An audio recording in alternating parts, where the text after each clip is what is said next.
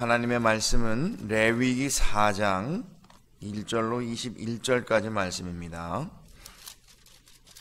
구약성경 레위기 4장 1절부터 21절까지 말씀을 저와 여러분이 교독하겠습니다. 레위기 4장 1절부터 21절까지 말씀입니다. 제가 먼저 1절 말씀을 읽겠습니다. 여호와께서 모세에게 말씀하여 이르시되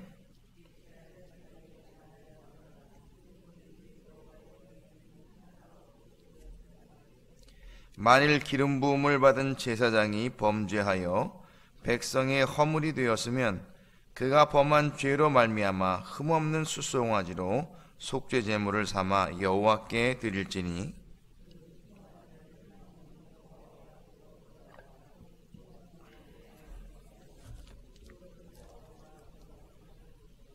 기름 부음을 받은 제사장은 그 숫송아지의 피를 가지고 회막에 들어가서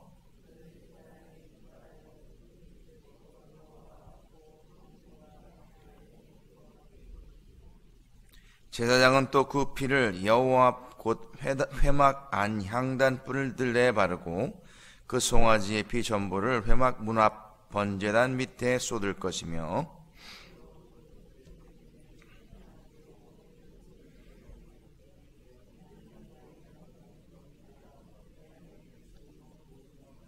두 콩팥과 그 위에 기름 곧 허리 쪽에 있는 것과 간에 덮인 꺼풀을 콩팥과 함께 떼어내되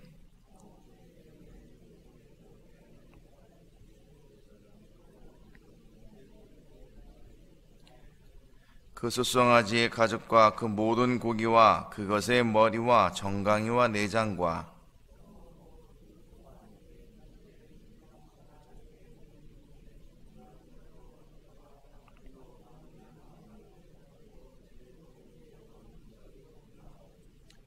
만일 이스라엘 온 회중이 여호와의 계명 중 하나라도 부지 중에 범하여 허물이 있거나 스스로 깨닫지 못하다가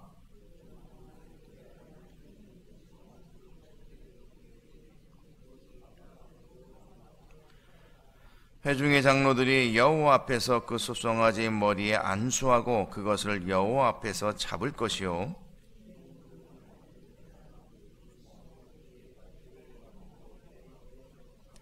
그 제사장이 손가락으로 그 피를 찍어 여호와 휘장 앞에 7번 뿌릴 것이며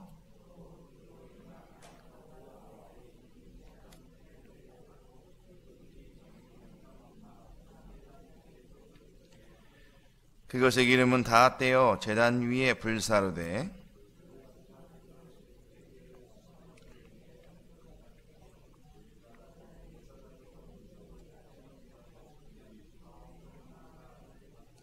(21절입니다) 그는 그 숫송아지를 진영 밖으로 가져다가 첫번 숫송아지를 사름같이 불사를지니 이는 회중의 속죄제이니라. 아멘. 오늘 새벽에는 속죄제 정결과 회복을 위한 예배라는 제목으로 말씀을 전하고 함께 기도하려고 합니다. 여러분, 사람은 영적인 존재입니다. 아울러 관계적 존재입니다. 그래서 사람은 이 관계 가운데에 살아갑니다. 구체적으로 어떤 대상들과 관계를 갖는가 하면 인간을 창조하신 하나님과 관계를 갖고 또 함께 살아가는 사람들과 관계 속에서 살아가고 있습니다.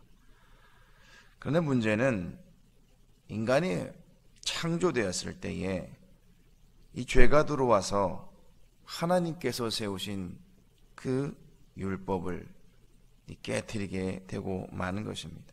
그래서 인생에 살아가는데 목적한 바를 벗어나 엉뚱한 방향으로 인생을 살게 되는 것입니다. 그런데 인생이 살다가 그 문제를 깨달았을 때에 그때가 참 중요한 것입니다. 죄를 깨달았을 때 이 죄에 대한 용서가 있다는 사실을 깨닫는 사람은 죄에 대해 자백하고 또 그 하나님 앞에 용서를 구하게 됩니다. 그러나 그 죄를 깨닫지 못하는 사람들은 용서를 구하지 않습니다. 그래서 죄에 묶여서 계속해서 죄 가운데 살아가게 되는 것입니다. 하나님은 이걸 긍휼히 여기시고 언약을 통해서 자기 백성들을 삼아주셨습니다. 그리고 그 백성들을 향하여서 율법을 통해 속죄의 방법을 가르쳐 주셨습니다. 이 죄를 대속하기 위한 이 방법이 무엇이냐면 제물을 바쳐서 죄에 대한 대가를 지불하도록 말씀해 주신 것입니다. 그것이 바로 무엇이냐면 오늘 우리가 읽은 바로 속죄제입니다. 레위기 4장은 이 속죄제에 대해서 말씀하고 있는데 오늘 우리는 이 두 부분에 대해서만 말씀을 드리려고 합니다. 첫 번째로 제사장에 대한 속죄제와 그리고 회중에 대한 속죄제입니다. 그래서 오늘 우리 이 내용을 살펴보면서 오늘날의 예배는 과연 어떤 의미가 있는가 다시 한번 살펴보려고 하는 것입니다. 먼저 본문 1절로 12절 말씀을 보시면 제사장의 속죄제에 대한 내용이 나오게 됩니다. 제사를 관장하는 제사장, 그 제사장이 부지중, 다시 말해서 알지 못하는 가운데에 계명을 어겼는데 여기에 대해서 이 제사를 드리게 되었다고 한다면 그 제단은 죄로 오염이 된다라는 겁니다. 이런 경우에 하나님 앞에 속죄제를 드리고 죄로 더럽혀진 성소와 제단을 정결하게 해야 한다라는 것이죠. 그래서 제사장이 속죄제 경우에 무엇을 제물로 드리는가 하면 흠없는 숫송아지를 드렸다라는 겁니다. 아무리 실수로 죄를 지었다고 할지라도 알지 못한 채 죄를 지었다고 할지라도 이렇게 속죄제를 드리게 되는 이유가 무엇이냐면 죄에 대한 영향력이 공동체에 미칠 수 있다라는 것입니다. 그만큼 제사장의 책임이 막중하다는 것을 우리는 깨달을 수 있습니다. 특히 5절부터 7절에 보니까 제물을 잡은 그 피의 처리에 대한 방법이 특별합니다. 그 피를 사발에 담아서 회막 안으로 들고 들어가고 피는 손가락에 묻혀서 휘장 앞에 7차례 뿌리고 향단의 4뿔에 바르게 됩니다. 이렇게 두 가지의 의리는 향단과 그 주변을 청소하기 위함인데 피로 청소하는 대상은 향단이고 목표로 하는 그 공간이 무엇이냐면 성소입니다.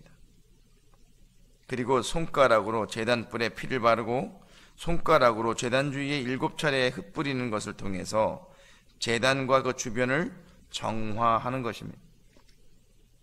그리고 나서 그 피는 제단 밑에 쏟습니다. 정리하자면 속죄제에서 피는 제단 부근의 손가락으로 흩뿌리고 제단 4뿔에 손가락으로 바르고 남은 피를 제단 밑에 쏟는 것입니다. 이처럼 피를 흘리는 것은 죄로 인하여 생명이 죽는 것을 보게 되는 것인데 그것은 고의성이 없는 경우를 의미하는 것입니다. 그러나 고의적으로 의도적으로 계명을 어기게 되는 경우는 상황이 좀 다르다는 겁니다. 이 경우에는 이스라엘이든 타국인이든 간에 백성 중에서 무조건 끊어집니다.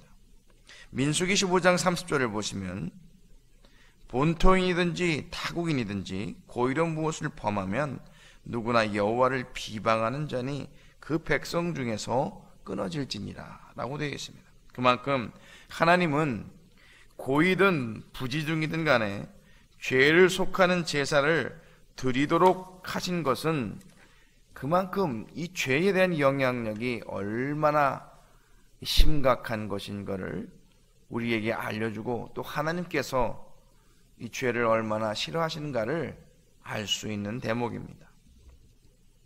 그래서 이 죄에 대한 문제는 철저하게 남김없이 처리해야 한다는 겁니다. 8절부터 12절에 보시면 제사장이 화목제처럼 내장에 붙어있는 기름 그리고 콩팥에 떼어서 콩팥과 함께 떼어서 번제단에 태우고 똥을 포함하여서 나머지 송아지 전체는 진영 바깥 재버리는 곳 정결한 곳에서 태웠습니다. 이것은 그 죄를 철저하게 인정하는 것이며 남김없이 불태워 그 지은 죄를 소멸하는 것을 의미하는 것입니다. 또한 13절부터 21절은 이스라엘 백성 온 회중의 속죄에 대해서 말씀하고 있는데, 하나님은 이 회중들을 위하여서 흠없는 수송아지를 요구하고 계십니다. 회중이 금지령을 어겨 죄를 지을 때도 대제사장과 동일한 기준이 적용된다는 것이죠. 다만 대제사장의 사례에서 언급되지 한 가지가 나오는데, 그것은 회중이 죄를 지은지 알지 못하다가 나중에 어떤 계기를 통해서 깨닫게 되는 경우를 언급하고 있는 것입니다. 그랬을 경우에 제사를 드리는 자는 제물의 짐승을 회막으로 끌고 와서 머리에 안수하고 잡습니다. 대제사장의 그 피를 받아서 성소로 들어가 성소 휘장 앞에서 7번 그 피를 뿌리고 성소한 향단 뿔들에게 피를 바르며 남은 것은 성소뜰에 있는 번제단에 쏟습니다. 이것은 대제사장의 경우와 정확히 일치합니다. 하지만 우리가 살펴보지 않았습니다만 뒤에 나오는 족장과 평민이 부지 중에 죄를 범한 그것을 속죄할 때는 좀 다르다는 겁니다. 제사장은 그 피를 손가락에 찍어 성소뜰 안 번제단 뿔에 바르고 남은 것은 번제단 아래에 쏜다라는 겁니다. 이렇게 피를 바르는 위치가 다른 것은 오염의 범위와 그 위치가 다르기 때문에 그렇다는 것입니다. 그리고 이 절차를 진행하는 사람이 누구냐 하면 그 공동체에서 법적인 결정권을 행사할 수 있는 권위를 가진 장로들이다라는 겁니다. 그러나 회중의 경우는 제사장의 경우와 달리 이 제사장의 그것을 위하여 속죄한 즉 그들이 사함을 받으리라는 문장이 20절에 기록되어 있습니다. 우리가 이 속죄라는 이 단어를 생각해 볼 때 히브리 동사 카파루와 살라흐라는 두 단어를 생각해 볼 수 있습니다. 이 카파르라는 동사의 의미는 무엇이냐면 제거하다, 용서하다는 의미로 쓰여져 있습니다. 또한 이 살라흐라는 동사는 용서하다, 속죄하다는 의미를 가지고 있는데 마지막 20절 문장에서 보면은 이 살라흐라는 동사가 쓰여져 있다라는 겁니다. 그러니까 용서하다, 속죄하다라는 이 단어의 주체가 누구냐면 하나님이시다라는 겁니다. 이 죄에 대한 문제는, 속죄에 대한 문제는 인간이 스스로 해결할 수 없다라는 거죠. 하나님만이 해결할 수 있는 하나님의 주권에 속한 문제라는 것을 전제로 하고 있다라는 겁니다. 그러므로 오늘 본문의 속죄에 대한 규례와 설명은 기름 부은 제사장이 속죄제의 절차를 통해서 여호와의 율법대로 행하는 것, 이것이 중요한 것을 말씀합니다. 절차를 통해서 하나님의 용서하심이 이루어지므로 사람의 죄 문제가 해결되는 것임을 보여주고 있는 것입니다. 오늘날 우리의 예배 가운데에 구약의 절차는 지키지는 않습니다. 왜냐하면 히브리서 7장 27절 말씀에 보니까 대제사장들이 먼저 자기 죄를 위하고 온 다음에 백성들의 죄를 위하여 날마다 제사를 드린 것 같이 할 필요가 없다는 겁니다. 왜냐하면 단번에 예수님께서 자신을 드려서 이루셨다라는 겁니다. 그렇기 때문에 속죄 제사는 날마다 하나님 앞에 은혜를 구하고 용서를 구해야 하는 제사라는 것을 우리는 살펴볼 수 있는 겁니다. 그러니까 하루를 시작할 때에 하나님 앞에 지켜달라, 인도해달라 기도하고, 그리고 하루를 마감할 때 내가 하나님 앞에서 사람들 가운데서 범죄한 것이 있다면 그것을 하나님 앞에 아뢰며 살피게 되는 것입니다. 그래서 죄가 있을 때에 그 죄를 용서해달라고 예수님 앞에 나아가게 된다라는 것입니다. 그러므로 여러분, 우리는 속죄 제사를 구약에 있는 방법대로 드릴 이유는 없습니다만, 그러나 주님 앞에 날마다 나와야 하는 겁니다. 왜요? 삶을 살다 보면 허물이 있게 마련인 것입니다. 세상 가운데 살다 보면 더러운 그런 때가 묻게 마련인 것이. 그래서 우린 주님 앞에 날마다 나와야 하는 겁니다. 새벽뿐만 아니라 저녁에 자기 전에도 하나님 앞에 우리의 삶을 드려야 한다는 겁니다. 중요한 것이 바로 그것입니다. 왜 우리가 이렇게 해야 되느냐? 주님의 흘린 보혈의 공로가 우리에게 있어야 한다는 것을 보여주고 있는 것입니다. 여러분, 우리가 이렇게 생각할 수 있습니다. 우리가 하나님 앞에 범죄하고 나서 이 죄에 대한 문제를 너무나 가볍게 생각한 나머지, 죄 문제는 우리 주님이 다 책임져 주셨는데 주님 앞에 나가면 되지 않아? 회개하면 되지 않아? 이렇게 생각할 수 있습니다. 물론 그것은 이 기능적으로 하나님께서 우리에게 보여주신 은혜입니다. 그러나 우리가 생각했을 때에 예수님에 대한 흘리신 그 보혈이 우리에게 주어진 이 참으로 값비싸게 주고 흘리신 보혈이라는 것을 생각해 볼 때에 자칫 기만할 수 있고 또 이것을 이용하려는 마음가짐이 될 수 있다는 겁니다. 그래서 이런 마음을 가지고 하나님 앞에 나아가는 자세가 아니라 겸손히 우리는 받을 자격이 없는 자들임에도 불구하고 하나님께서 피 흘려주셨기 때문에 그 피의 의미를 분명히 알고 이 죄 문제에 대해서 심각하게 생각해야 하는 겁니다. 다시 말해서 하나님 앞에 용서와 또 이 죄송한 마음을 가져야 한다는 겁니다. 그렇기 때문에 여러분, 우리는 속죄함에 대해서 가볍게 여기거나 만홀히 여겨서는 안 된다라는 것입니다. 왜 그렇습니까? 은혜로 대속함을 받았기 때문에 그렇다는 겁니다. 받을 수 없는 대상이 한없는 은혜를 받았기에 우리는 이 삶 가운데에 예배하는 가운데 하나님 앞에 늘 감사해야 한다는 거예요.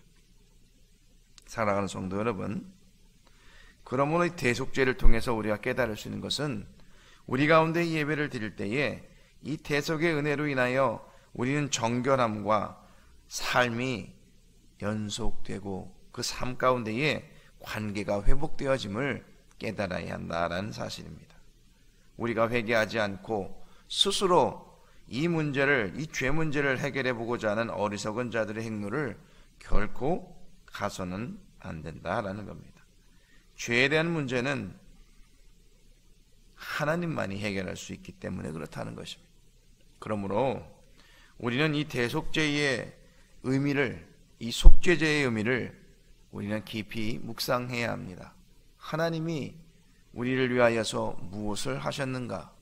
하나님께서 아들 독생자 예수 그리스도를 통해서 십자가에서 무엇을 행하셨는가? 이 일을 묵상하시면서 오늘 새벽에도 하나님 앞에 우리의 관계성, 하나님 앞에 혹시 알지 못하고 지은 죄나 사람과의 관계 문제 가운데에서 어떠한 죄를 지었는가를 깨닫고 또 하나님 앞에 회개하며 기도하시는 저와 여러분이 되시기를 예수님의 이름으로 축원을 드립니다. 기도하겠습니다.